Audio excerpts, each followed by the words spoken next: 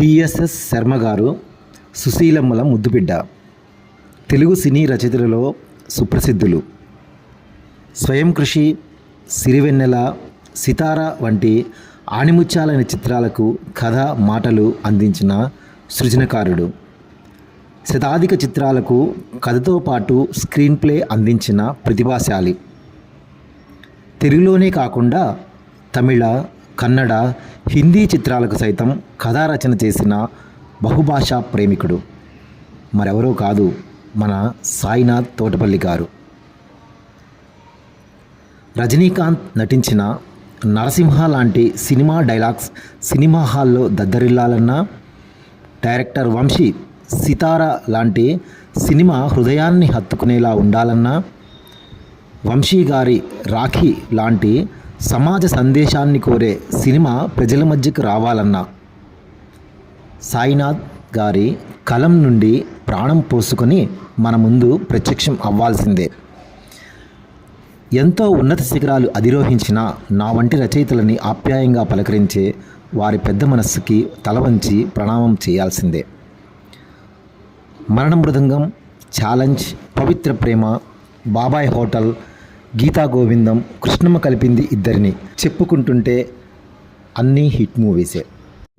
హాస్య సినిమాల సృష్టికర్త జంజాల గారు, కళా తపస్వి కె విశ్వనాథ్ గారులను తన గురువులుగా భావిస్తుంటారు శ్రీ సాయినాథ్ గారు.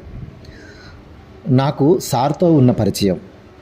ఓసారి రవీంద్ర భారతిలో సినిమా కథ రచన కార్యశాల జరుగుతుందని తెలిసి కార్యక్రమ నిర్వాహకులు తెలియజేసిన నెంబర్కి కాల్ చేశాను.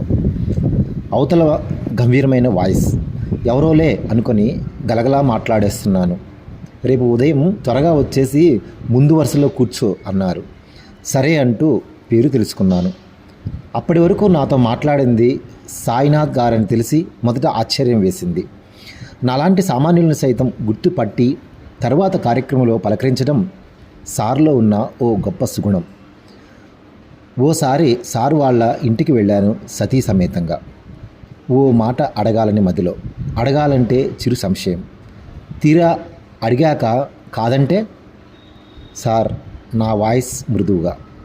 చెప్పండి శ్రీనివాస్ సార్ అడుగుతున్నారు ఆత్మీయంగా. నేను వ్రాసిన కథలతో సంపుటి వేయాలనుకుంటున్నాను సార్, అందుకు మీరు ముందు మాట వ్రాయాలి అడిగేశాను. సార్ నా వైపు చూస్తూ సరే అన్నారు. భలే ఆనందం వేసింది. స్నేహశీలి సినీ కథాశిల్పి శ్రీ సాయినాథ్ సార్ నేడు జన్మదినోత్సవం జరుపుకుంటున్న శుభవేళ వారికి నా శుభాభినందనలు.